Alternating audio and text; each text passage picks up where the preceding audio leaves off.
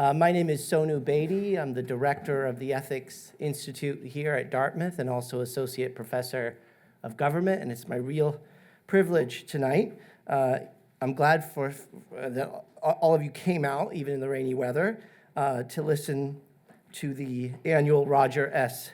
Aaron Distinguished Lecturer in Law and Business. Let me just say a little bit about this lecturer.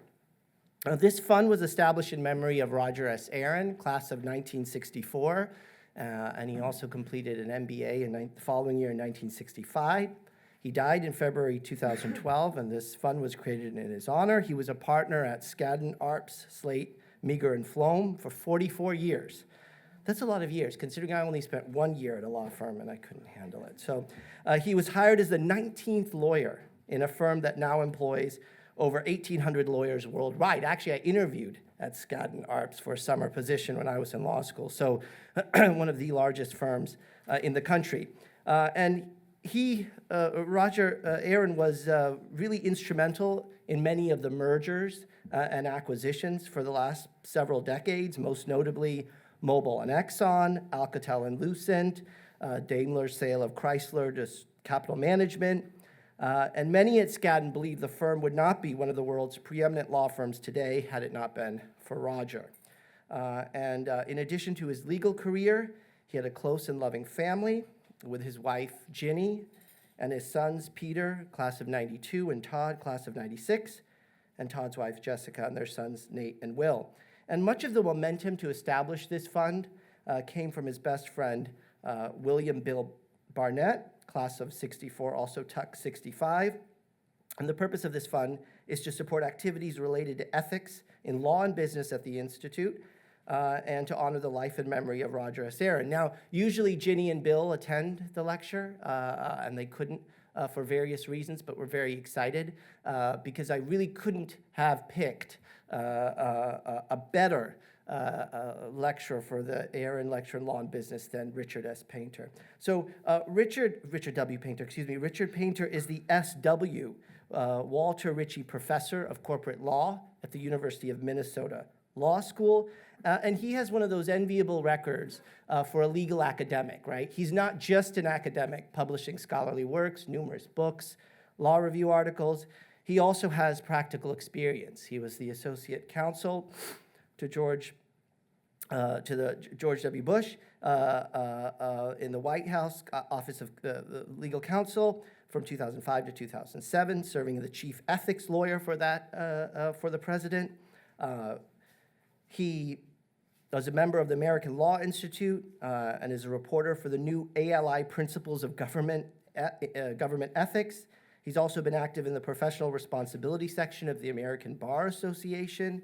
He's a board member and vice chair of Citizens for Responsibility and Ethics in Washington, as well as a founding member of Take Back Our Republic, a campaign finance reform organization. Let me say that the first time I came across Professor Painter's name was that he's written a book in 2016, I think, that's Taxation with Representation. And I've used it, actually, parts of it, in my lectures in class because he makes the conservative argument for campaign finance reforms in a way that's not the traditional liberal argument of limiting speech.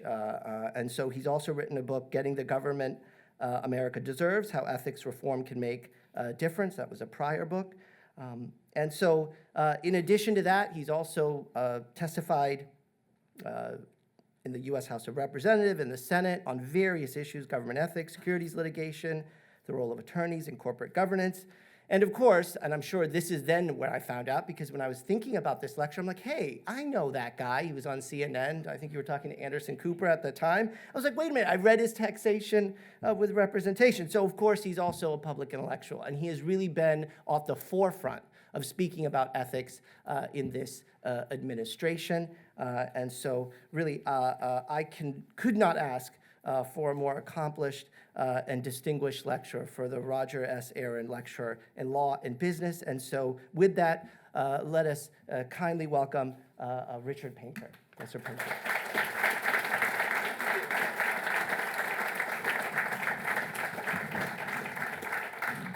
Thank you so much.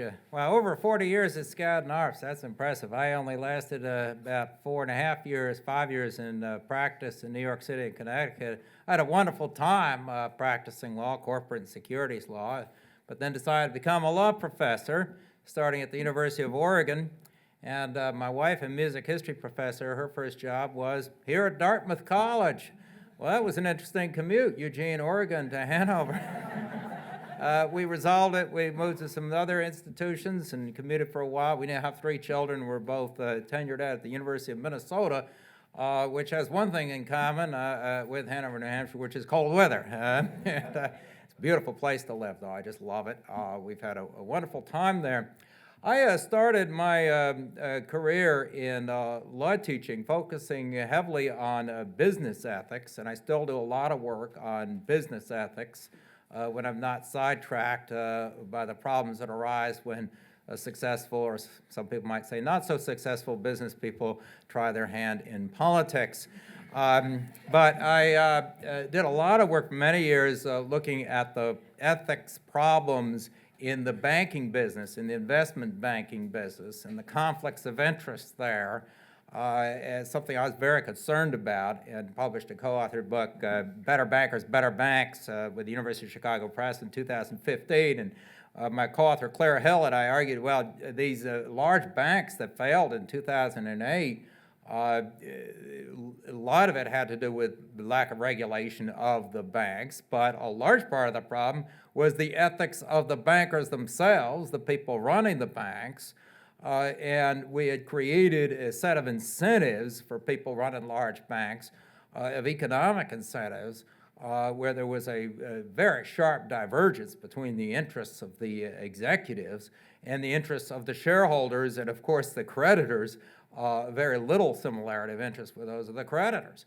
And we talk in our book about the history of banking and how these investment banks used to be general partnerships, Morgan Stanley and Goldman Sachs and Lehman Brothers, Merrill Lynch, Bear Stearns, all of them, general partnerships, and those bankers who ran them were personally liable for the debts of their firms. And surprise, they didn't play around quite as much with the money, take as many risks with the money. There was misbehavior in the 40s, 50s, 60s, 70s in the banking business. There was definitely misbehavior, but nowhere near on the magnitude of what we saw in the years leading up to the 2008 crisis. The old Lehman Brothers run by Bob Lehman, the general partnership, each one of them personally liable for the debts of the firm if it failed. The old Solomon brothers, under Billy Solomon, who died 2 years ago at age 100, same thing. They make a new partner. They'd say, well, congratulations, you're now liable for up to $2 billion. Oh, yeah. They were a little more conservative in those days. And that was before the days of Liar's Poker, the book about what happened at Solomon Brothers in the 80s. See, what happened is they changed from those partnerships where there was personal responsibility, personal financial responsibility for the debts of the firm, to the corporate form. And they said, well, we'll just be managing directors and pay ourselves a salary. Based on what? Well, this year's profits. Well, that's great. If you have a great year, you pay yourself a couple million. Well, what if there's a bad year? We pay ourselves only $1 or $2 million, I guess. Well, what if the firm goes bust? Well, it's a corporation, that's limited liability, that's the creditor's problem. Very different scenario. And the risk-taking, as we track in this book, accelerated in the 1990s into the early 2000s until 5 major freestanding investment banks, 5 of them. Goldman Sachs, Morgan Stanley, Bear Stearns, Merrill Lynch, Lehman Brothers. 3 of the 5 failed in 1 year. And that was a tragedy of 2008. And I think that that's a large part of the disenchantment that so many voters in both the Democrat and the Republican Party have with our economic system, the feeling that people were able to go to Vegas with other people's money, get paid a lot of money in the good years, and then walk away from it. And then the taxpayers had to bail everyone out. Now, the government ended up getting paid back most of that money over the years, but the shock to the economy was devastating. So one of the things we addressed in this book is the is the need to bring back some personal responsibility in the banks. And one of the things, when I write a book, I like to have a solution at the end, even if it's not a solution that everybody wants. And the solution I propose there, my co-author, Professor Hill, is that we can't go back to the partnership days. But I say, look, if someone's a top executive, one of these banks, like Goldman Sachs, say, well, look, sign a guarantee. If the company fails on your watch, you agree that at least some of your personal assets would go on the line to pay for the debts of the firm, at least some, maybe half. You could live on a few million, can't you? That ought to be part of the deal in return for taking in, as Lloyd Blankfein did the year, I think $13-14 million. And the other thing we propose is they get hit with the big SEC fines that, or the other regulator fines. Instead of the shareholders getting sucked with that, then maybe a good portion of that come out of the bonus pool for the people running the place, and then they might be a little more careful about following the law. Well, those ideas have attracted some attention in Congress from a few people, but very little interest among senior investment bankers on Wall Street. Wonder why. So anyway, I have been sidetracked into government ethics, which is going to be the predominant theme of our discussion today. My first diversion into government ethics was in 2005 when the Bush White House was looking for an ethics lawyer. And they were looking for somebody who first had to be a registered Republican, and I was. I lived in central Illinois at the time. I was teaching at the University of Illinois, and many people in central Illinois registered Republicans. They didn't really check and find out what type of Republican I am. I'm one of those law and order Republicans who thinks you can regulate guns, and they don't like that. But anyway, they didn't check out everything. But at least I was a registered Republican, even if I was of the moderate sort. Then the second thing is somebody who knew something about ethics, which I taught at the University of Illinois College of Law. But the third thing was understanding the ethics problems and the conflicts of interest of very rich people. Because many of the people who come into the senior positions in administrations, Republican and Democrat, are very successful people in business and in areas where they make a lot of money. That's just generally the way it is. That's linked partially to our campaign finance system and some other factors as well. But here's the example of the type of problem I would deal with. The chairman of Goldman Sachs come to my office, Henry Paulson. He was being considered for the Treasury Secretary back in 2006, and I had to discuss with him the conflicts of interest that could arise from his holding lots of stock in Goldman Sachs. And he already knew that he would probably have to sell the stock at Goldman Sachs in order to become Treasury Secretary. Why? Because there's a criminal conflict of interest statute that says if you participate in any government matter that has a direct and predictable effect on your financial interests, or those of a company in which you own stock, that's a crime. You could go to jail for that. 18 United States Code 208. He didn't really want to consider that possibility. So we're going to obviously sell the Goldman Sachs stock. Now I felt bad for him. It was $600 million worth, and that and I believe he's an alum of the college here, Hank Paulson. I hope he's been generous. I then explained that you can get a certificate of divestiture, which means that it's a letter from the ethics lawyers saying you have to sell the stock to comply with the ethics rules. And when you get that letter from the ethics lawyers saying you had to sell the stock because of the ethics rules, the Office of Government Ethics then files a certificate of divestiture, or gives it to you to file with the IRS. Why? Because then you don't have to pay your capital gains tax, at least for a while. Now, the capital gains tax on a whole boatload of Goldman Sachs stock is, pretty substantial. And so that was really good news. And also, I think that Secretary Paulson ought to feel grateful to me that I got him out of Goldman Sachs in 2006 rather than 2008, plus the tax deferment. But this is the exercise. I would go through this with lots of people, and you'd have some people say, I don't want to sell. I have stock options that I would have to leave on the table. And I said, well, that's the price of public service. And you'll still be much richer than I am, so I'd be happy. And they said, well, no, I don't want to do it. And then, okay, then the president's going to choose somebody else. You'd have people say, well, I have a closely held business or a large amount of real estate, and the real estate creates conflicts of interest, and how do I sell off a privately held real estate empire? I don't know. There's a book called The Art of the Deal that talks about that. It actually is not that difficult to buy and sell real estate if you want to divest. But we had people who didn't want to divest. I said, okay, that's great, go make more money, but we're going to find someone else for this position, because that's a very, very serious conflict of interest provision. Now, the president and the vice president are not technically covered by that, and we're going to talk about that in a moment.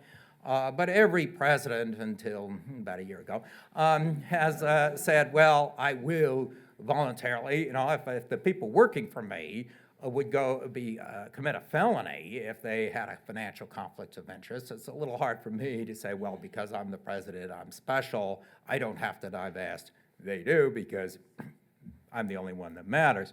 That's not really the best attitude. At least many presidents have felt that's not a good way to get started in the Oval Office. So we would explain, of course, everybody follows the same rules, including the president. President Bush did have a baseball team. Sometimes had good years, sometimes not. Well, he divested his interest there. And the ranch didn't create serious conflicts of interest, so we let him keep the ranch. But every other president has done that. So that's what I would do. I would do a whole bunch of other ethics issues, and I'm going to refer to them now as I go through my main theme for today.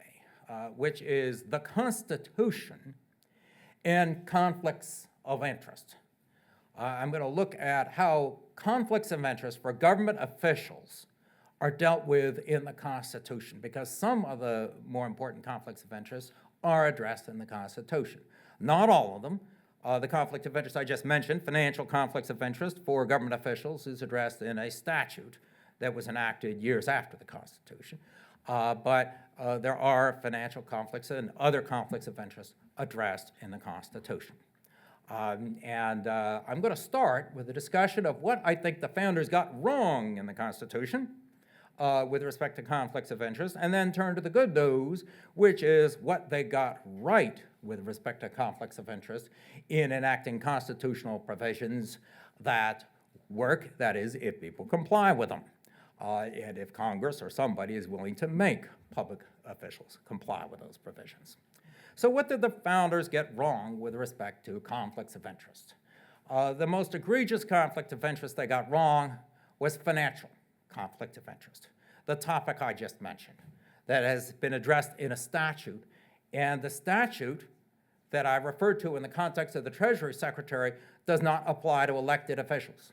Does not apply to the president or the vice president or the members of Congress. So the president, the vice president, and the members of Congress do not violate a law if they participate in a matter, a government matter that has a direct and predictable effect on their financial interests. President Trump reminded us of this when he said the president and the vice president are exempt from the financial conflict of interest statute. And indeed, the reason why they probably are is that the Office of Legal Counsel of the Department of Justice said that it would probably be unconstitutional for Congress to make it a felony for the president to do certain things because of his financial conflicts, when the Constitution says the president has these powers. The Office of Legal Counsel said, well, the problem there is you would be using a statute, no matter how noble the objective of the statute, you would be using a statute to constrain the powers of the president, the vice president, the members of Congress that are specifically set forth in the Constitution. And that you can't do that, even if you had a noble objective such as avoiding financial conflicts of interest. Now, if that view is right, and it's debatable, but if that view is right, what it means is the founders at the time of of the draft of the Constitution, did not want to address conflicts of interest, or certainly didn't believe that they ought to put it in a provision in the Constitution exempting, constraining the power of the president or the vice president or a member of Congress if they had a financial conflict of interest. There is no such provision in the Constitution. President Trump, therefore, when he took office, reminded us repeatedly that Presidents Washington and Jefferson in particular would visit their plantations when they were not on the job, and these plantations were very successful businesses. And President Trump has reminded us of that several times. I was reminded that again by a chairman of a House of Representatives committee who said, well, how can you say that what President Trump is doing is unethical when it isn't that different than Presidents Washington and Jefferson, who kept their plantations, which were very successful businesses. At that point, I had a little discussion with the chairman of the committee, said those businesses were serious financial conflicts of interest. Because when you look at the business model, slave labor, massive amounts of slave labor used in those plantations.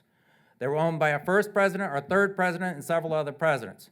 Many members of the United States Senate and members of the United States House of Representatives. Many of the founders at the time of the drafting of the Constitution had enormous financial conflicts of interest with respect to their businesses.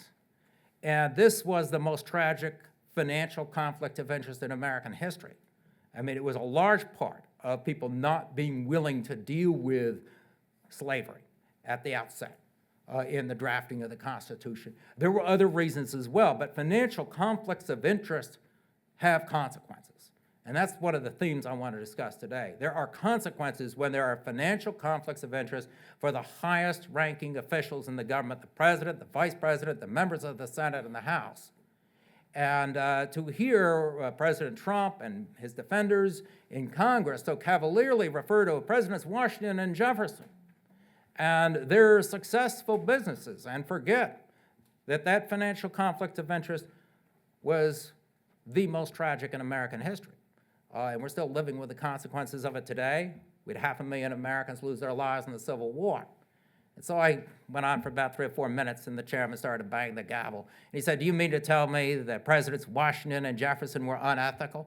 I said, in this particular matter, yes. They are not gods. Nobody is. We're human beings. And I threw a little religiosity in there, and he decided he really wanted to shut me down. Next witness. So there we are. I mean, the most egregious conflicts of interest, the financial conflicts of interest of our founders, had tragic consequences for our country, were ignored. As a matter of fact, the Constitution embedded those conflicts of interest and then recognized slavery until the Civil War. And so that's where the founders clearly got it wrong. So I really am sick and tired of hearing whether President Trump or anyone else keep referring to those plantations. That's not what made America great. Despite the other opinion of some people down in Charlottesville who wanted a Carswell riot, and the president was hemming and hawing on that, too. Now, what did the founders get right? Before I turn to the subject of my litigation against the President of the United States, the Emoluments Clause, I will talk about another provision that I see as a conflict of interest provision in some respects, and it's the First Amendment. There are various aspects of the First Amendment, the freedom of the press and the desire of the government to dominate the press and to use the press as an arm of the government rather than allowing the press to be a check and often a critical check on those in power. And the founders recognized this, the importance of a free press, because the free press had been used to challenge colonial rule, and they did not want the government dominating the press. And that is, in some ways, a conflict of interest provision, that we have the government and the press. We do not allow the government to control the press, as it does in some countries.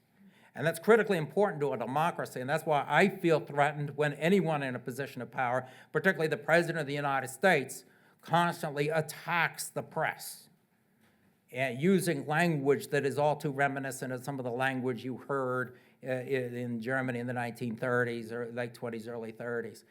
Very, very troubling, the attacks on the press. In January 1933, in Germany, January 1933, I believe the NSDAP, the Nazi Party, controlled only 3% of the news outlets, according to the Holocaust Center.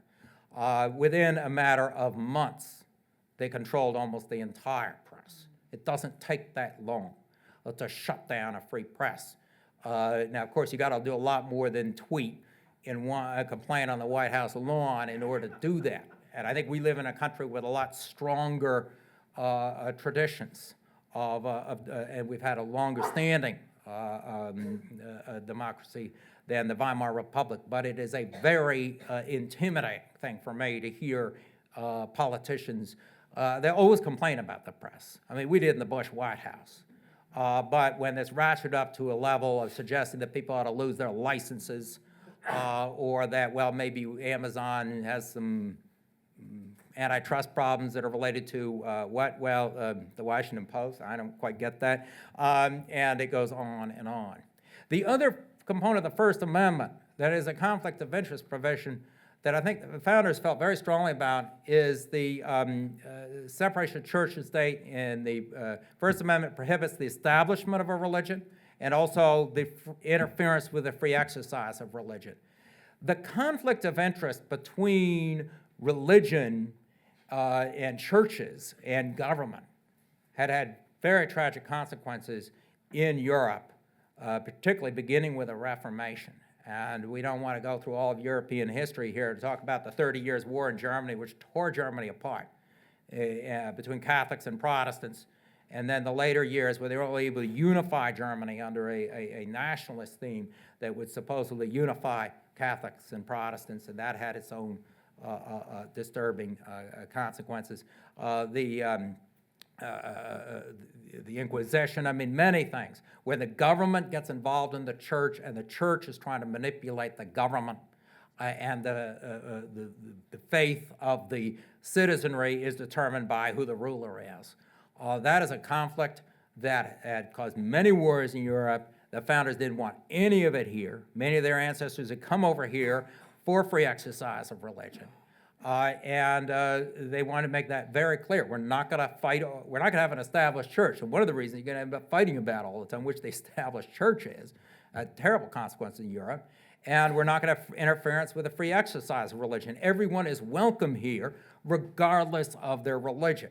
Now, we have had discrimination in the United States against Jews, against many religions, on behalf of private discrimination, some government discrimination, but the First Amendment has been a bedrock that has set forth a principle that the government should not be interfering with the free exercise of religion.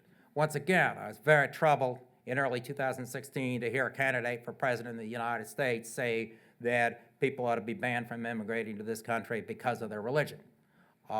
We don't do that way here in the United States.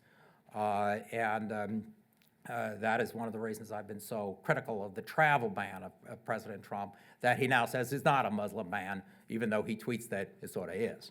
I believe that the courts, in enforcing the First Amendment of the Constitution and trying to avoid that conflict of interest between church and state, the desire to shut out people because of their religion, that what the courts need to do, they need to look at the facts with respect to that travel ban. They need to look at the evidence, not just what it says, but why was it adopted? Get the records from the White House, the emails, and the rest of it. Why do we have that travel ban on those countries? And now they'll throw in North Korea, I guess, for good measure. But why? And is this really a Muslim ban in disguise? And the courts, I think, need to focus on the facts when looking to enforce the First Amendment of the Constitution.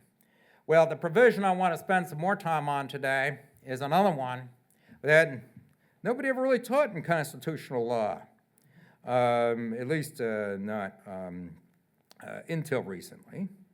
the so-called Emoluments Clause of the Constitution. It has even a strange name. How did I learn about the Emoluments Clause? Well, I mentioned my wife is a music history professor, and she would give lectures in Germany. And I wanted to tag along, so I worked out a deal with several of the universities in Germany to give some lectures on corporate law and ethics. And they would pay me a few $1,000s. I'd use all that money up renting a flat in Germany and for the airfare. So I didn't make anything on this, but it was a nice 2 weeks or 3 weeks in Germany. And when I was at the White House, I said, well, if I have a 2-week vacation, this is what I'd like to do, and go back and lecture at the Humboldt University. And my deputy said, are you getting paid for that?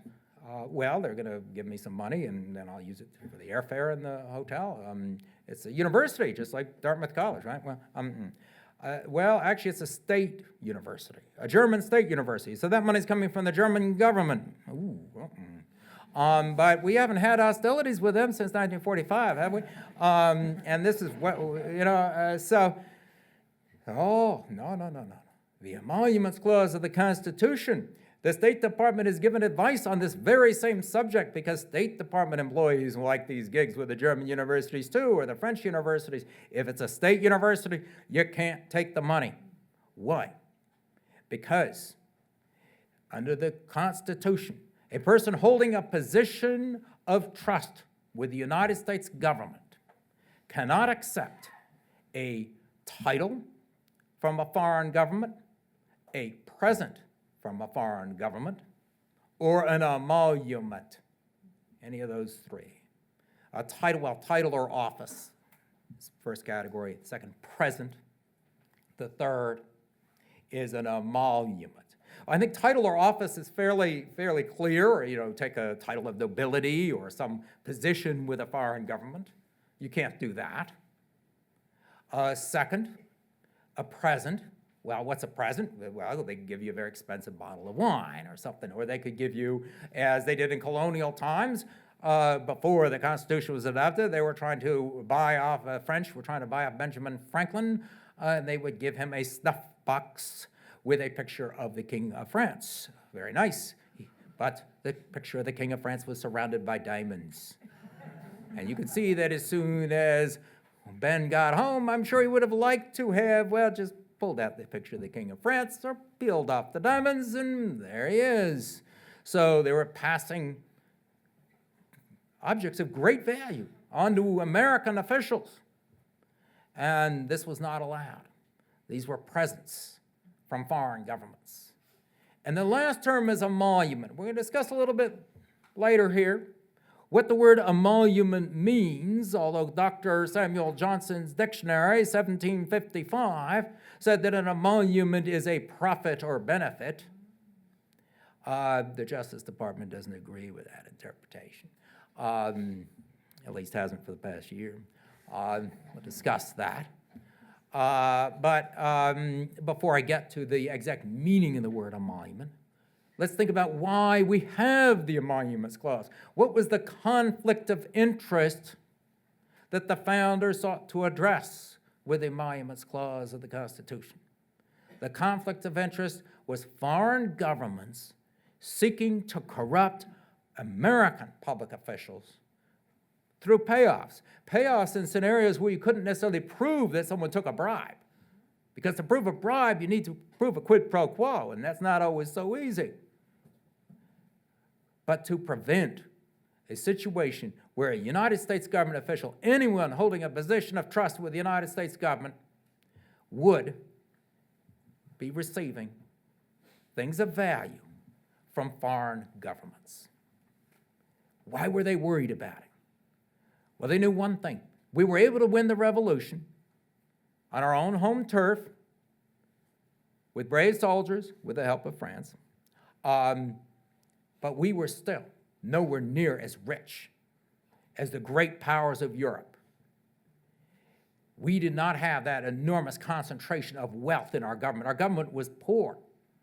And Alexander Hamilton decided we're going to actually pay off the national debt, and that was a major bill he had to get through Congress just to pay off all the debt.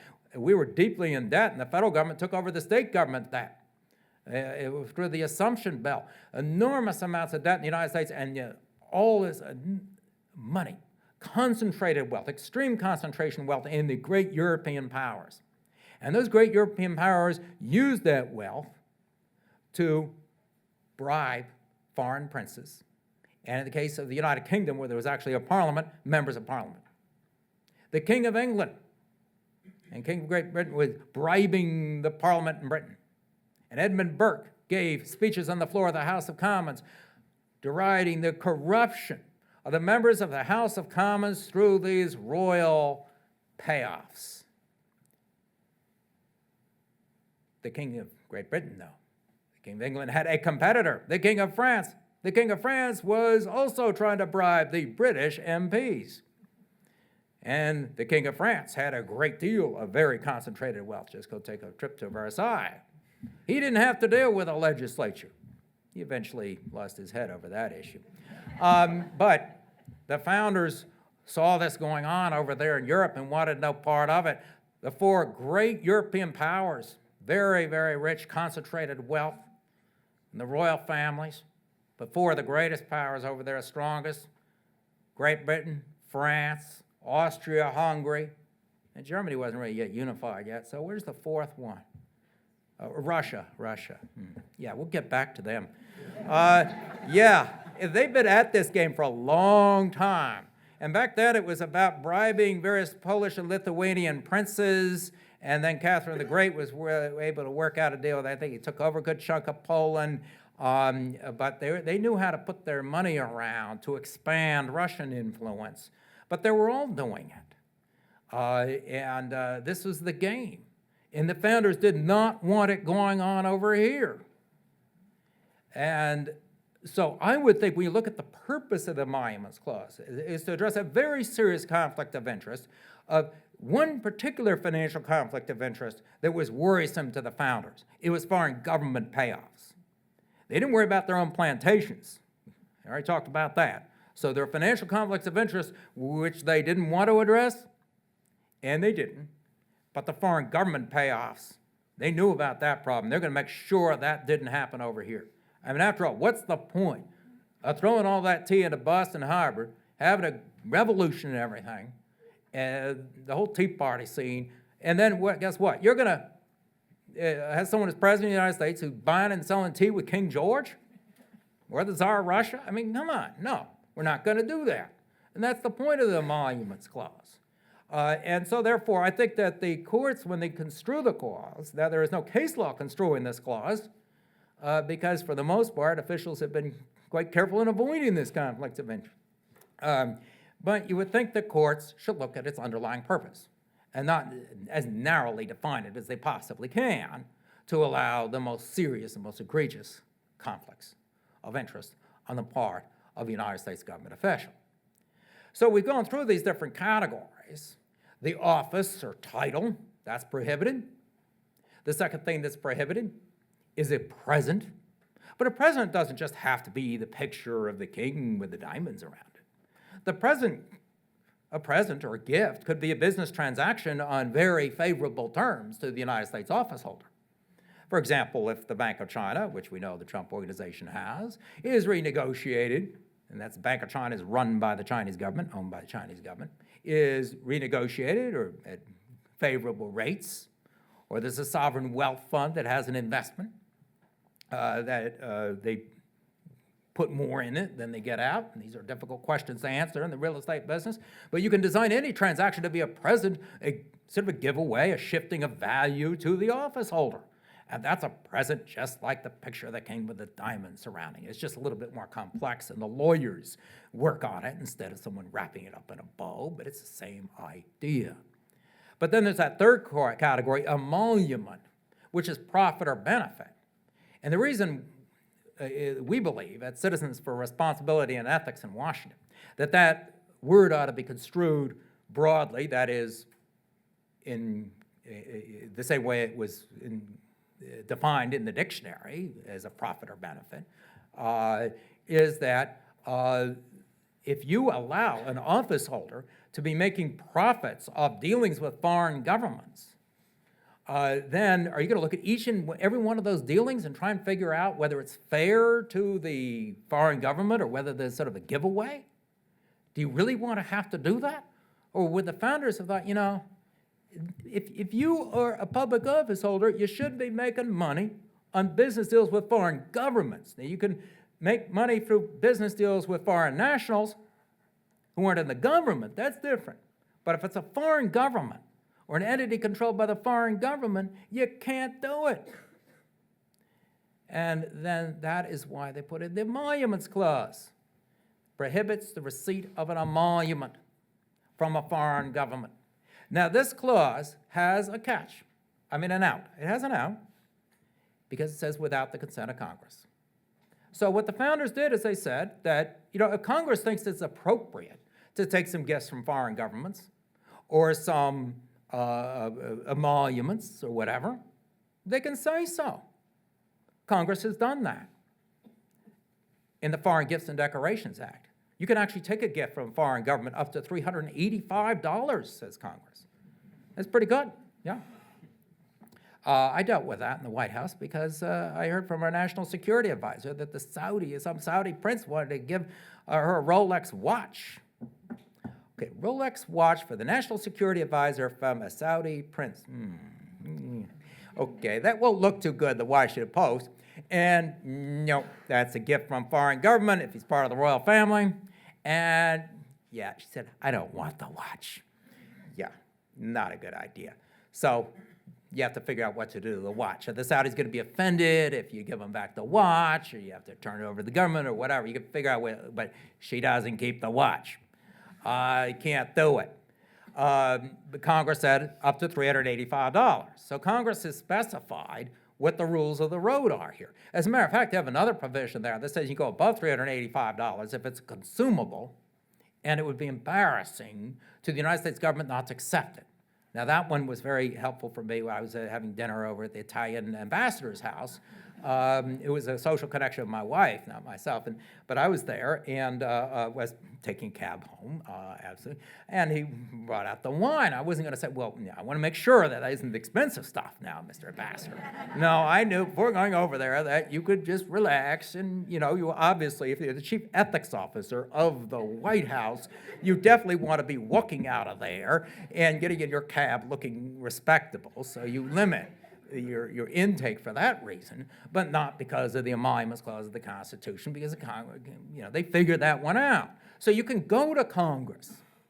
And so President Trump could solve this problem, this litigation that he calls a nuisance suit that's been brought against him in his official capacity. Instead of throwing armies of U.S. government lawyers at it at taxpayer expense, he could go over to a Republican-controlled Congress and say, look, this is ridiculous. I ought to be able to be a successful business person, and ought to be able to have all these financial dealings, and none of it's a danger to the country, and the American people elected me knowing about this, and I, of course, have nothing to do with Russia because I said I have nothing to do with Russia, and therefore, will you enact a bill just simply giving consent of Congress to my receiving any profits or benefits from business dealings with foreign governments?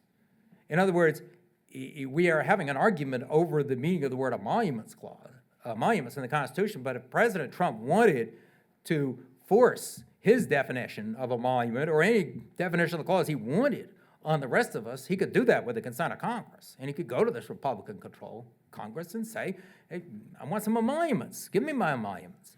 And, well, there's a problem because I've talked to several of the Republicans over there, and they won't say it publicly, but they don't really feel like doing that, at least unless they know what the emoluments are. That the emoluments are, denominated in dollars, not rubles, and they want some facts. And where would you get the facts? You might get a lot of these facts from the tax returns. If you get the tax returns of the Trump organization, which would be attached to his tax returns, so you could get all that through the tax returns, and every president since Richard Nixon has released his tax returns because that's what presidents do, and if they're going to propose tax bills that raise our taxes or lower them for themselves and raise our taxes, whatever they do, that they ought to at least disclose their tax returns. It's not required by law, but every president has done it on the theory that that's really what they ought to do. Well, he doesn't feel like doing that. So the problem is these members of Congress might say, well, at least let us take a sneak peek at the tax returns before, and maybe some other stuff, before we give you your emoluments. He doesn't even want to approach them. I don't think the White House has approached anybody in Congress with respect to a legislative solution, which is exactly what the founders contemplated in the Emoluments Clause of the Constitution. And he has not done that. So what he's chosen to do is defend 3 lawsuits. And I will allow some time for some questions. I'll just briefly summarize these lawsuits. One of them is my lawsuit. I am the Vice Chair of Citizens for Responsibility and Ethics in Washington, and I am also counsel on this lawsuit. We brought suit in the Southern District of New York. We are an organization that is committed to trying to clean up Washington from conflicts of interest. We spent a lot of time on financial conflicts of interest and campaign money. By the way, I'd love to answer questions on campaign finance. I think that's what got us into a lot of this mess. So we were doing all those things for about 13 years we've been around, and not having to deal with emoluments issues. And now suddenly we're throwing this big emoluments clause thing. So we feel that we have standing to bring this lawsuit, and that's what we've argued to the court in New York. And we've asked that we don't want money damages. We don't want our lawyers' fees. We have that being covered. I'm doing it for free, and Larry Tribe at Harvard Law School, he's doing it for free. We have some lawyers, we're paying a little something to actually draft some stuff up. But we want the court to take a look at what the president's getting from foreign governments or entities controlled by foreign governments, particularly in these business deals. The debt capital in any real estate empire, the debt capital is enormous. Sometimes 80% of the value of the assets is debt. The Trump organization, it was up 90%. I don't know who he owes the money to. All I know is that in the early 90s, when I was living in New York, he owed a bunch of money to New York banks and bondholders, and they didn't get paid back. The problem with the New York bankers, they like to get paid back. So once that happened, he wasn't getting a lot of credit for the Trump organization, at least in New York, and there were a few places in the United States. But where's the money coming from? The Kushner family has a little bit different issue in that Jared's dad got in trouble, got sent off to the slammer on a campaign finance violation, and American banks have a problem loaning money to convicted felons. So what they do there is that Jared, he got fresh out of Harvard, and they say, okay, you're going to be in charge of the company, and I guess, sort of, Dad was running it, and I think Jared would go around and sign the bank loans. But even there, a lot of the U.S. banks are pulling back, and they've raised money all over the world. And now we're starting to see some cabinet members. Wilbur Ross has some interesting entanglements. Our Commerce Secretary, I don't want to even go through all that. It'll take me another hour. So the problem is that there's a lot of involvement all over the world. You're going to get that in a global economy. But we want the court to at least look at the president's, the Trump organization, financing, figure out where the money's coming from, and figure out what he can keep, what he can't keep. If it's from a private bank, even if it's an overseas private bank, he can do that business. Now, he does have a huge amount of money from Deutsche Bank. That's a private bank. It's not government-owned. But I would like to make sure that those Deutsche Bank loans, there's several hundred million of them, aren't being guaranteed by somebody named Vladimir or whoever. Deutsche Bank there was some controversy about Deutsche Bank's relationship with the Russians. I just leave it at that.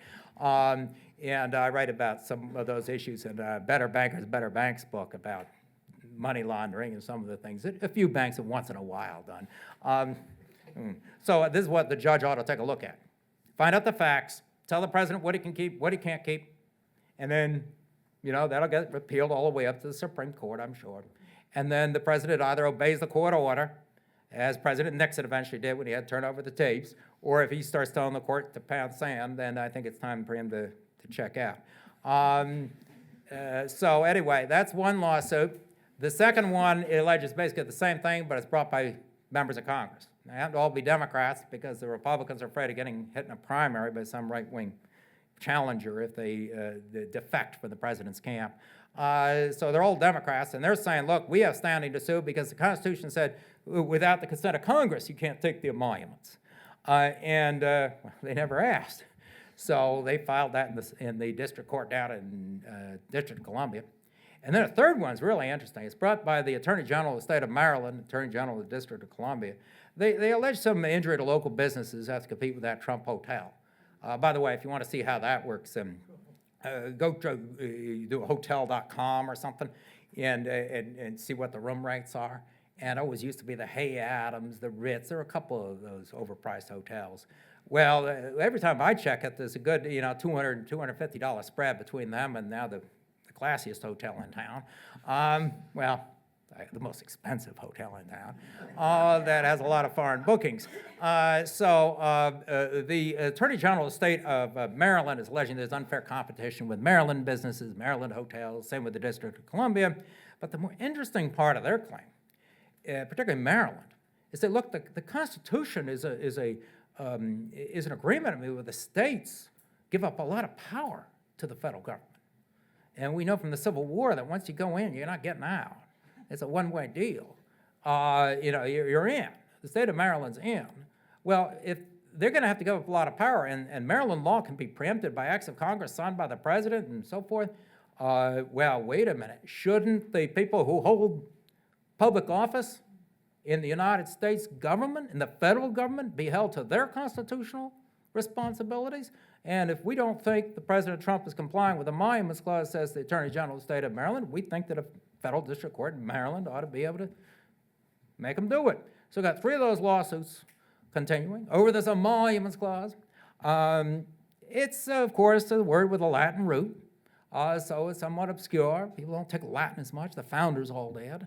A lot of them knew Latin very well, or reasonably well. If we drafted the Constitution when I was growing up in Illinois in the 1970s, we made Paola Clause, or something. But I get the idea here of what the founders were trying to prevent. And I want to emphasize that financial conflicts of interest, particularly global conflicts of interest, could have very, very serious consequences for our country. And it's not just the financial conflicts prohibited by the Emoluments Clause.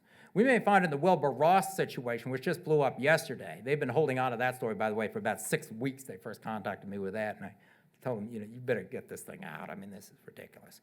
That Wilbur Ross, the Commerce Secretary, owns a company called Navigator that's in the shipping business. I never thought a Commerce Secretary should be in the shipping business. But he was. And I thought that's a non-starter for a lot of reasons. I've been complaining about the shipping company for years. Not for years, for months, back to January, back to the beginning of the year. What kind of a Commerce Secretary is going to own a shipping company? That's like having the Secretary of the Treasury own stock in Goldman Sachs. That's a no-brainer. Well, it wasn't a no-brainer. He wanted to keep the shipping company. So he keeps the shipping company, despite all the potential conflicts, and then they discover the shipping company is doing business with a bunch of Russian oligarchs who apparently are under sanctions, including relations to President Putin. President Putin controls a lot of what goes on over there. That's not a good situation. Now, if the dealing is really with a foreign government or with President Putin, that's an Emoluments Clause problem. But if it's with a Russian oligarch who just happens to be a political supporter of President Putin, which is all the Russian oligarchs, because the Russian oligarchs who are not supporters of President Putin go to Siberia and disappear. But if it's just a private citizen who happens to be a supporter of President Putin but not part of the government, that's not prohibited under the Emoluments Clause. But we really don't like it. I mean, this is a serious conflict, and conflicts have consequences.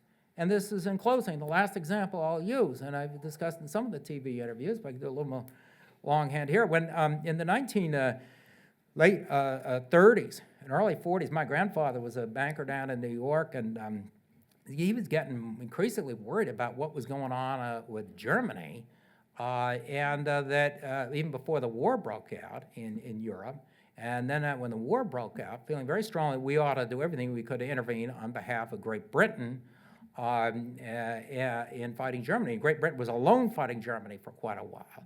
And he had a group called the League for Declared War and so forth, but it was really a small operation run out of his house in Westport. And, a couple of other groups who felt strongly we ought to take England's side. I think President Roosevelt felt that way.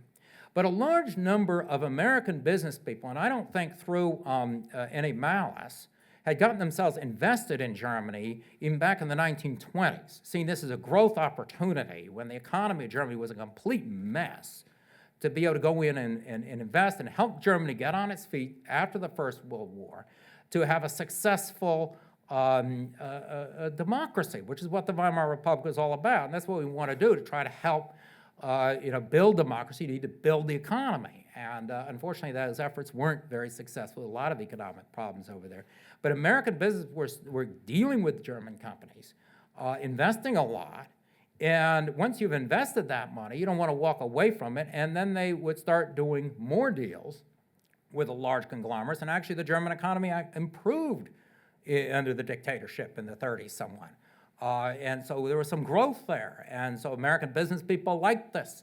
And they were doing deals out of Sullivan and Cromwell, the firm I worked for. John Foster Dulles was the head of the firm, and he had a Berlin office, and they were doing all these securities offerings for the German companies. And then the SEC tried to slow them down. A bunch of those fellows down at the SEC, the Securities Exchange Commission, didn't think too kindly of what was going on in Germany. And so they would try and slow down those deals, and the Sullivan and Cromwell lawyers were representing these German companies trying to sell securities. Volkswagen was raising money all over the place. Now, a lot of this money that was raised by so-called private companies, we all know it went into the war effort, building up a military machine. So the Roosevelt administration tried to slow that down, but the point is a lot of very powerful business people felt very strongly that we should not take sides, even after the outbreak of war, that we shouldn't take sides. There was a group of young idealist students, the Yale Law School and elsewhere. They probably didn't have money in the game. They formed a group called America First. They were pacifists. But the big business interests very quickly wanted to fund this movement. And then we got people like Lindbergh involved. There was a lot more money on that side than there was on the side of people who thought we're going to have to get back. Yep, we're going to have to get back in, even though we'd already been involved in Europe. We're going to have to get back in on my grandfather's side. And even the Hearst press was writing stuff up, bad-mouthing him, bad-mouthing a lot of people who wanted to say you're a warmonger if you want Roosevelt to help England against Germany. Well, that's an interesting debate that happened. Of course, the Japanese ended in 1941, in December 7. But the question I ask is, where would we have been if President Roosevelt, he's a very rich man from New York, one of the most prominent families in New York, had real estate holdings, Roosevelt Tower, Berlin, Frankfurt, a couple of $100 million revolving line of credit from Deutsche Bank.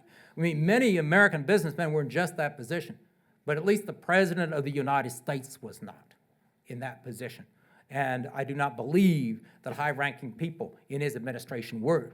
John Foster Dulles, that lawyer I mentioned, he became Secretary of State under President Eisenhower after the war was done. I think he would have been a lot more problematic Secretary of State under FDR during the wartime. So this was, conflicts have consequences. And that's a debate we have. We have money invested in dictatorships, in countries that are moving from democracy to dictatorship. What do? And look at where the Trump Organization is invested. And there are a lot of countries that are moving in my view, and I hope the president's view, the wrong direction. And what do we do about that? That's a hard decision to make. But one thing I can say is it does not help to have American government officials have the financial conflicts of interest that impede those decisions. I want to have some questions and discussion here as long as I possibly can. So, until it kicks out of the way.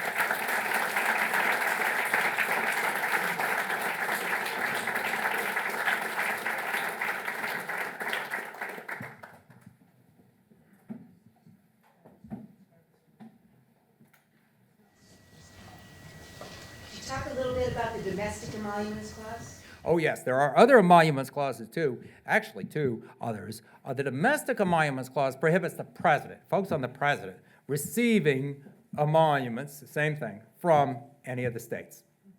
The concern was that the president would take sides among the states. At the time of the founding, of course, we had great rivalry among the states. The slave states, it was the non-slave states, and other rivalries. And so what the president, the Congress did not want is the president be receiving any type of payments, including emoluments from the states. And we have brought that into our lawsuit as well.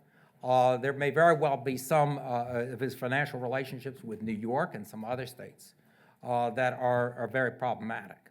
We put that in our litigation. We, of course, get a little less support on that one from the state of New York. But it's of concern. I don't think it's of dramatic concern today. I mean, we still have rivalries among the states, red states versus blue states. It's interesting, though, most of the states where he's doing a lot of his business are, well, blue states and then Florida, or whatever Florida is. But for example, we have a tax bill that may very well favor red states over blue states. The point the founders had is they didn't want the president getting payments, including emoluments, profits, or benefits through dealings with the states. So various licensing arrangements. He has a lot of sweetheart deals with New York. And that's the way he got to be very rich in New York, was he started investing in Manhattan in the 1970s when everything was going bust or the city was in trouble, and they weren't getting as much tax revenue anyway. He said, well, I'll build a tower if you don't tax me at all. And I said, well, I guess we'll do it. And you have good lawyers and so forth. So he's got a lot of sweetheart deals up in New York, for sure. That's an issue as well. We'd like the judge to take a look at that. I don't think it's as serious a threat to our national security. The Foreign Emoluments Clause question, of course, is arising right now. At the same time, we're concerned about a foreign government, yes, having infiltrated our political system, seeking to dominate our public officials. But there is a domestic emoluments clause. There's a third emoluments clause, it's similar. It says the president's salary should not be increased by the federal government. He shouldn't be getting extra side deals with the federal government. And there's a bit of an issue there as well. You know, the Secret Service people want to stay at Mar-a-Lago. It's apparently $500 a night.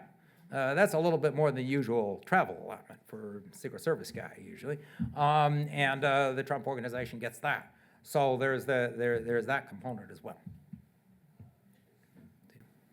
In the front.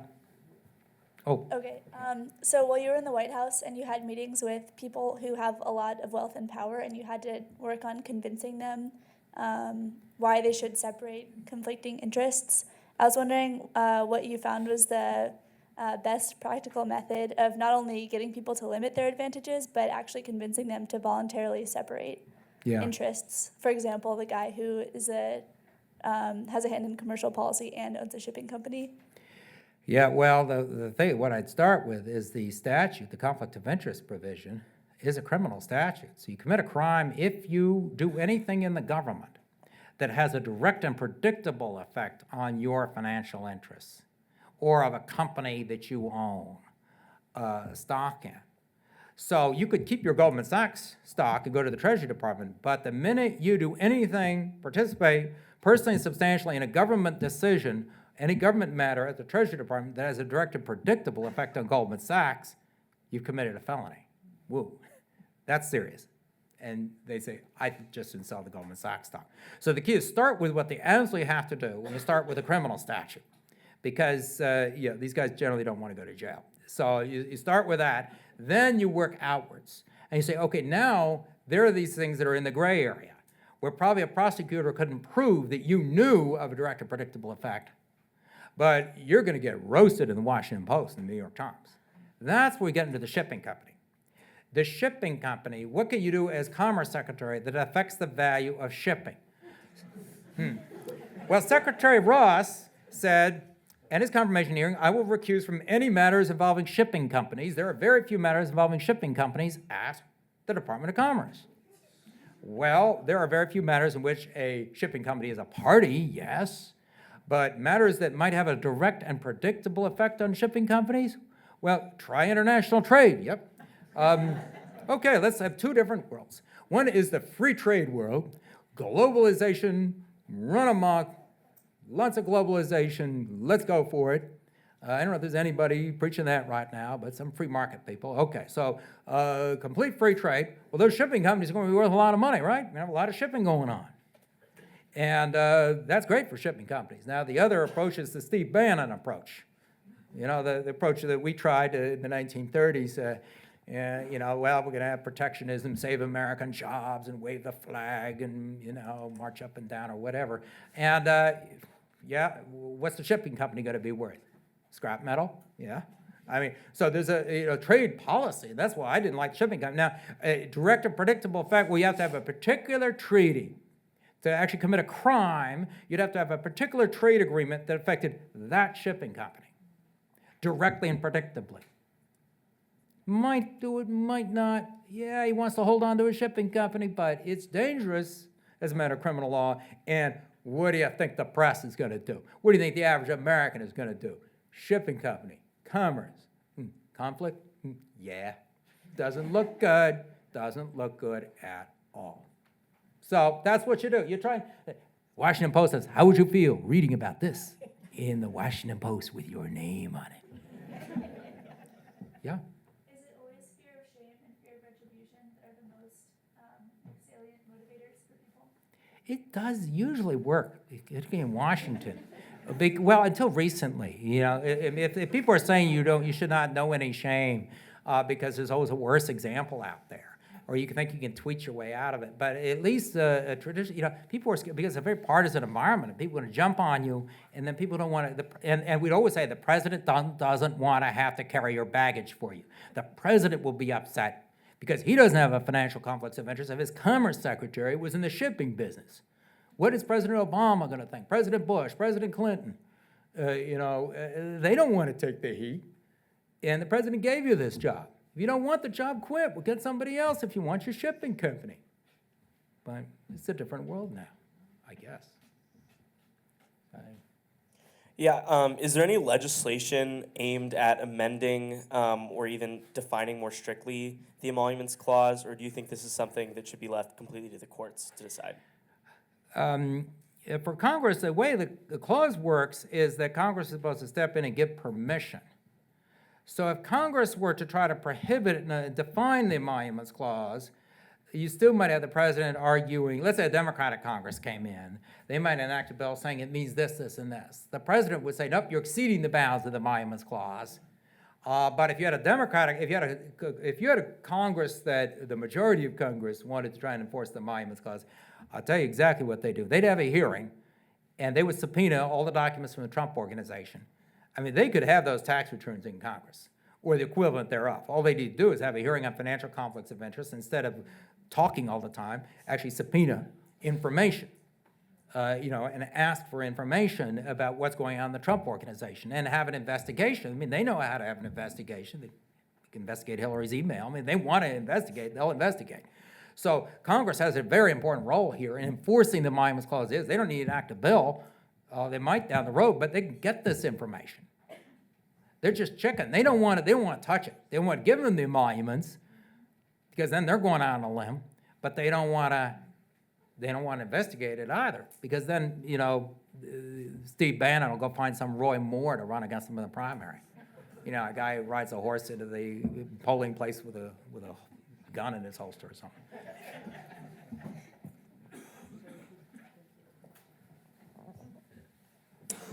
Hi.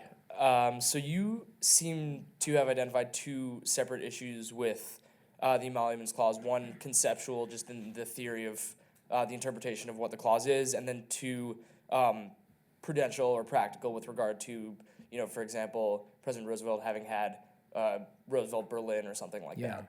So what extent do you think that prudential concerns like that and conceptual concerns are coextensive, and to what extent do you think that a prudential concern should factor into the adjudication of some sort of constitutional issue? Do you think that courts ever have or should ever have license to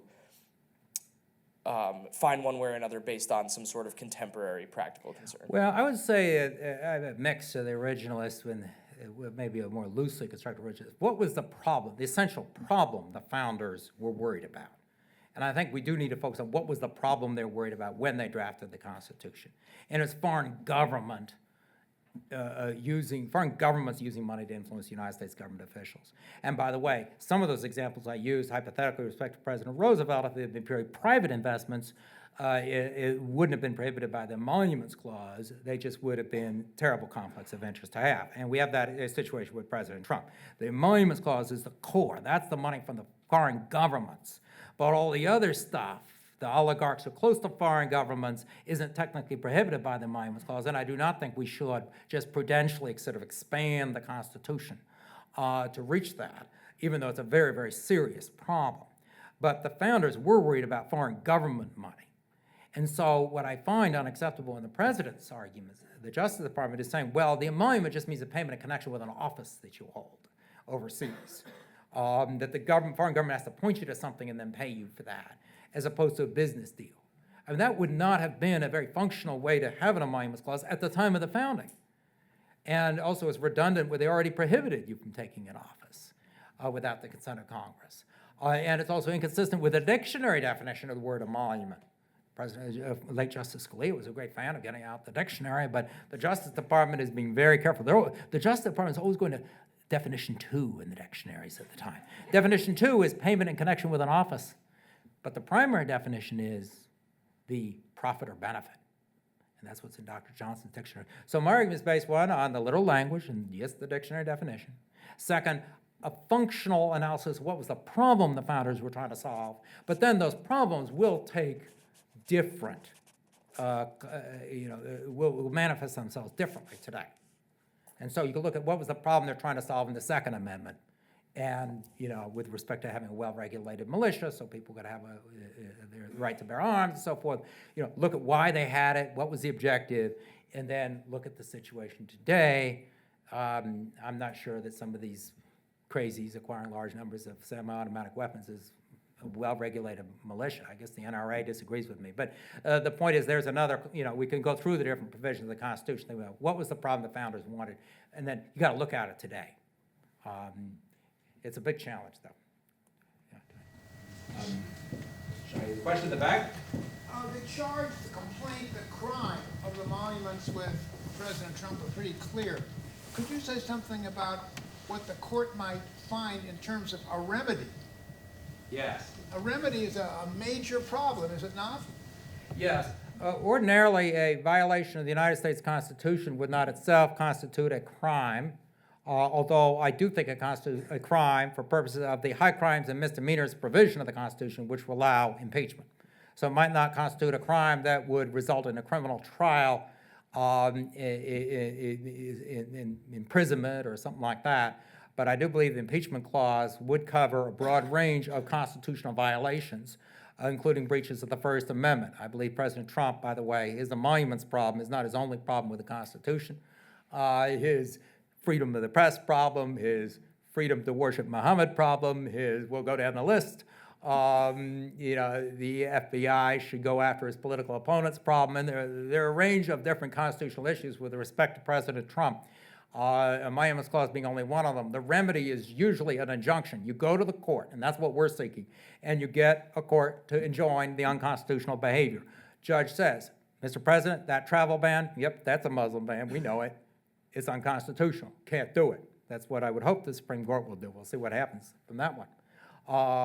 If you were to actually try to monkey around with NBC's license, then NBC would go to court and say, you're trying to monkey around with our license because you don't like what's on NBC, including I was on MSNBC about a couple of hours ago, about Secretary Ross. And if he were to actually do something, the court would enter an injunction. Now, I don't think the court will enter an injunction against the president's Twitter feed. The reason we can go to court is he's doing something, he's receiving the emoluments. The travel ban, people can go to court and challenge that because he's done something.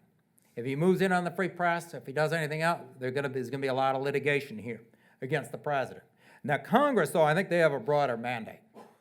And they can look at this situation. If they think the president is going to be in violation of the Constitution, I happen to think the impeachment clause is quite broad in that, high crimes and misdemeanors, if you have a president who's literally threatening to shut down the newspapers and actually really does threaten to do that, because beyond what President Trump has done, I think you need to start thinking about impeachment. You don't wait till they shut down all the newspapers to do that. That I don't think is what the founders contemplated. So Congress has a role in enforcing the Constitution as well. Congress and the courts. What standing do you have as petitioner or plaintiff in your case against the president? Under the Second Circuit case law, organizations that are reform organizations, public interest organizations, have been given standing if the alleged constitutional violation is related to their core mission and affects the way they would conduct their work as a public interest organization or civil reform organization. So that's the Second Circuit case law. It is debatable. That is part of our case that's been challenged by the United States government. That is being hotly debated by legal scholars. And that is one reason that we've got these two other cases. I'm not counsel in those other cases, but the Attorney General of Maryland has a different standing argument, and so do the members of Congress. So there are three separate cases. We need one of them to get through.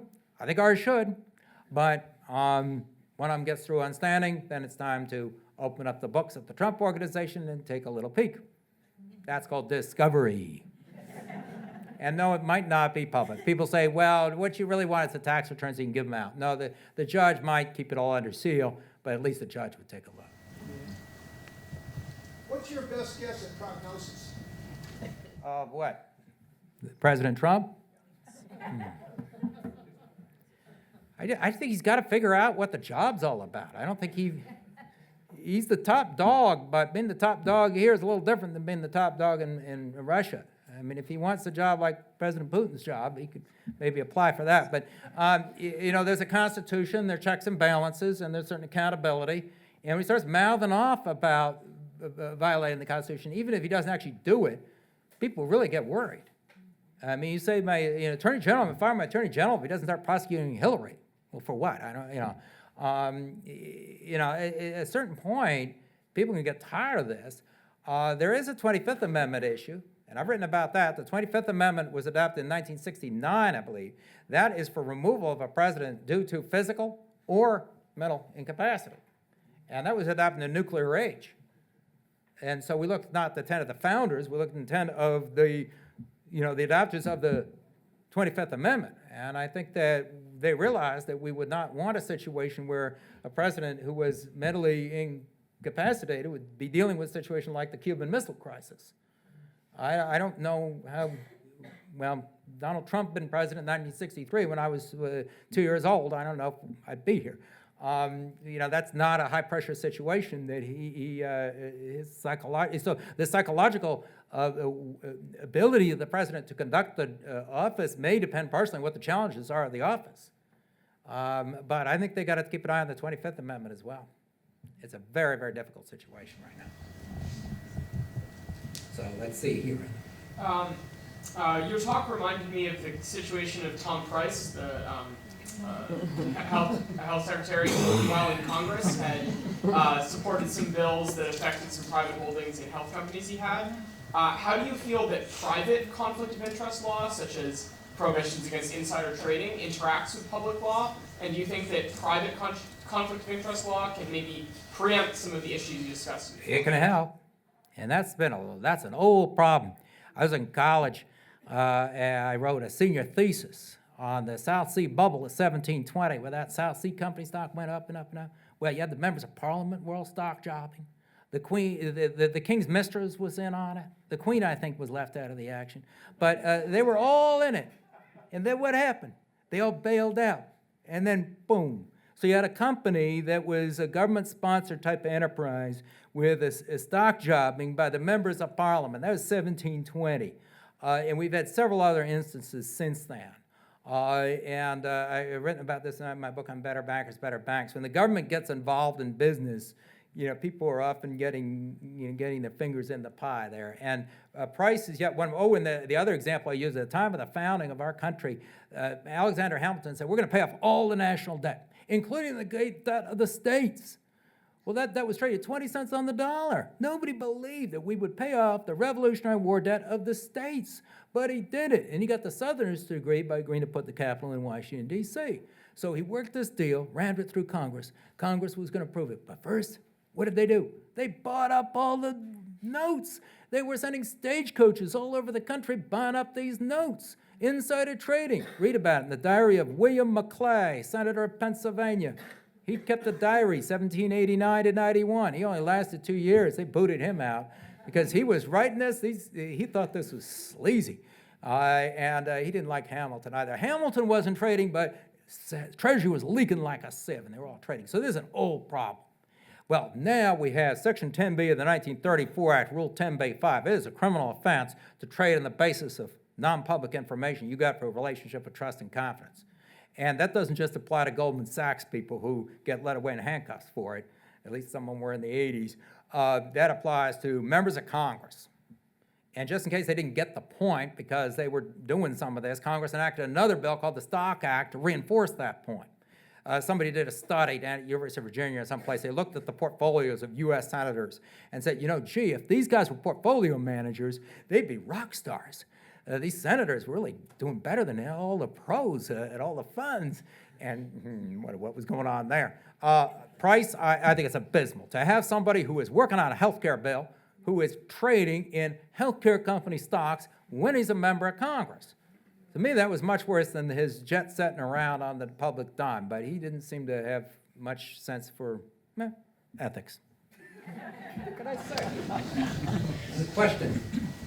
Given that there's been relatively little litigation on the emoluments clause, what is the relevant case law that would pertain to the 3 lawsuits going on right now? I mean, U.S. v. Nixon comes to mind, but other than that, are there any other cases that might be relevant for those lawsuits? Well, standing issues, yes. So there are a bunch of standing issues cases. So that the government's going to fight, the Justice Department, on behalf of the president. And they've got a very, very good team of lawyers there. But if they get to the merits, then I don't think there's much you can find by way of case law. The Justice Department is trying to find old cases that use the word emolument and just in a very narrow term, but that's just how a judge uses the word emolument, not an emoluments clause case. If it's not an emoluments clause case, I don't think it's worth very much as precedent. If it's not trying to explain the emoluments clause, it just used the word emolument in a particular example, and of course those are the examples the government likes. There's not much. Now, one of the things the government is doing, the Justice Department is going around trying to find violations of the emoluments clause. Well, George Washington may have been doing this deal, and they've done almost nothing. And to the extent they find anything, very, very thin gruel. Wait, what's the argument? There is no rule against something because we can find examples where people violated it. So the bribery law doesn't mean what it says it means because we can find people who took bribery. That doesn't make any sense. And even if the argument is, and they did it and got away with it.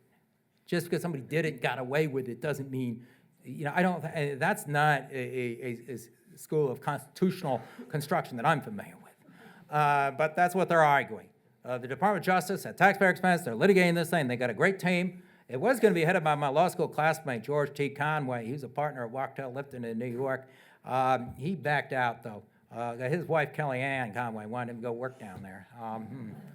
Say, no way, I wouldn't go down there and take that job working for a man whose motto is, you're fired. Give up a good, well-paying job in New York. So I think George backed out, and they got somebody good, though, I think, to run that. I think one of Jeff Sessions' people is running that, the Civil Division of the Justice Department. But I think we got the better argument. And I wish the president would just, go to Congress and work a deal rather than spending all our money, taxpayer money, litigating this in court.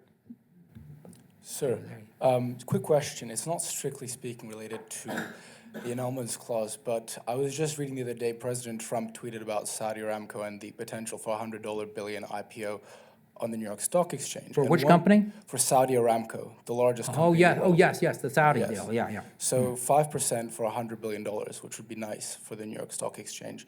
Quick question then. The Saudis said they're very interested, but they'd like it if Aramco could be granted sovereign immunity. And I'd be grateful if you could just speak briefly to that concept and whether or not how that connects to President Trump's dealings with Saudi Arabia, but specifically the idea of sovereign immunity for large companies like that. Yeah, the Saudis like sovereign immunity. And so but what they're trying to do is sovereign immunity. You can't sue the government of Saudi Arabia in the United States at least as easily as you can sue a private company. And so what they're trying to do is take their private companies and shoehorn them under the government. This is a common practice in a lot of countries, but a lot of countries do it more directly by nationalizing the company. See, here they want to have a private company and yet give it some of the rights of a governmental entity. This is a topic I gave a lecture on at the University of Chicago back in 2006 when I was in the White House. The only thing they let me do was talk about legal history. I couldn't talk about any controversy of the present, but I talked about that example, the South Sea Company, the Bank of the United States. There are tons of these examples in history where governments try to get involved in businesses. And a lot of countries do it that way. We see it going on in Russia. We see it big time in Saudi Arabia. President Trump likes that business model of combining government and business. It was the mercantilistic model that Adam Smith rebelled against. That free market economics was initially about trying to separate government and business. That is a business model fraught with conflict of interest, where the government officials, of course, the government of Saudi Arabia, they're going to get something out of that in return for getting that some sovereign immunity for the country, for the company. There's going to be some payoff there, over there in Saudi Arabia. And that's what happens when you start combining government and business through this type of business model. President Trump is promoting it in the United States. I do not like to see the President of the United States weighing in on particular companies at all, whether it's in Nordstrom's, which won't carry Ivanka wear, and so they get trashed on. They're in the doghouse, and now this company is supposed to get special treatment. And the President of the United States then, going publicly and talking about this. So I will not evaluate the specifics of this deal, because I don't know the specifics and what the good arguments that might be being made by the Saudi government. I suspect they're not, but I don't generally like this combining of government power in business.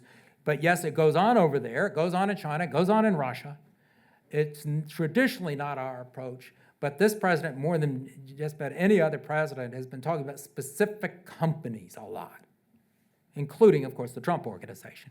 But he throws in some others, and this is one of them. I think it's wildly inappropriate for him to be commenting. And I also do not like the comment on publicly traded securities once they're publicly traded. That brings me inside a trading problem. He tells hedge fund buddies, I'm about to put out a tweet.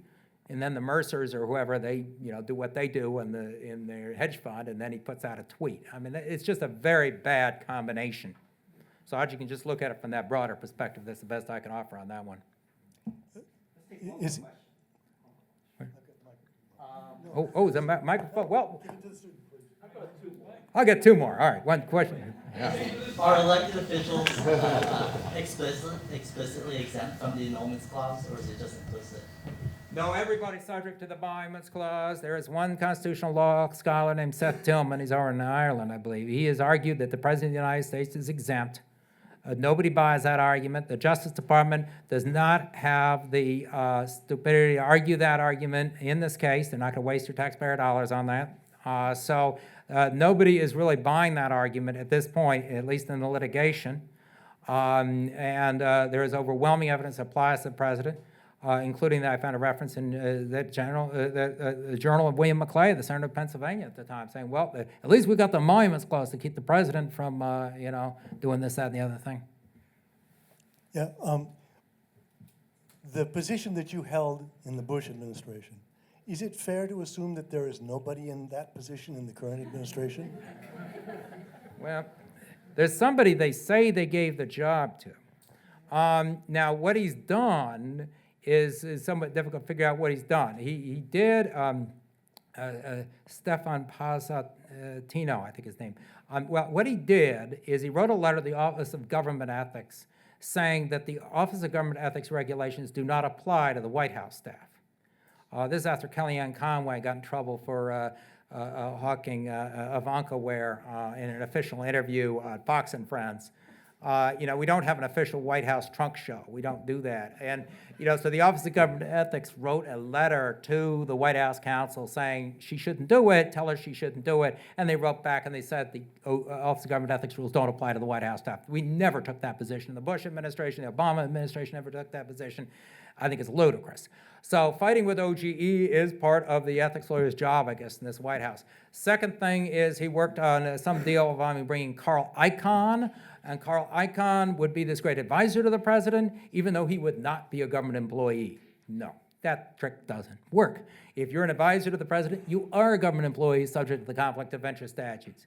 No, the White House counsel's office happened to disagree, and so they let Carl Icahn run amok for a couple of months until the New Yorker published an article.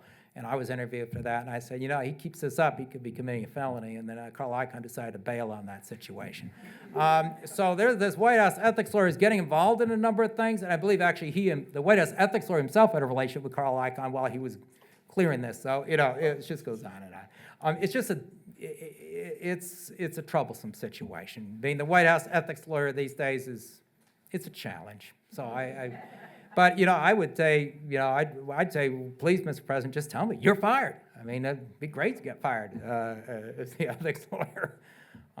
So that's basically what we got there, but I guess we're run out of time? Yeah. All right, thank you.